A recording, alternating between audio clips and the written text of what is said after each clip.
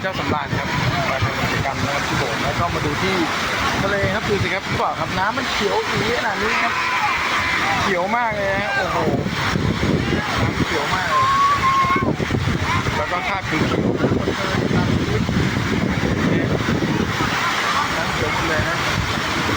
คนลงไปเล่นเนี่ยแล้วพบกันครับรักษาสุขภาพด้วยนะครับแล้วพบกันกันที่จุดสูงสุดของความสำเร็จผมคุณชายคงสำเร็จ